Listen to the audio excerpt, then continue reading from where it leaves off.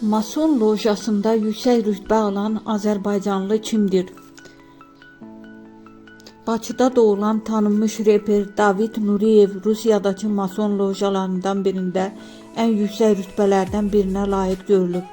Ptaxa və Zanuda ləqəbləri ilə məşhurlaşan sənətçiyə Moskvada fəaliyyət göstərən Müqəddəs Qraal nömrə 67 lojasının möhtərəm ustad titulu verilib. Reper yaxın bir il ərzində bu təşkilata rəhbərlik edəcək. Sosial şəbəkələrdə sənətçinin xüsusi mərasimdən fotoları paylaşılıb. Görüntülərdə reperin mason rəmzləri olan xüsusi lent və nişanlarla taxtda əyləşdiyi əks olunub. David Nuriyev hələ 2020-ci ildə mason olduğunu açıq şəkildə elan etmişdi. O bildirmişdi ki, bu təşkilata üzv olmaq üçün Allaha inanmaq mütləq şərtdir.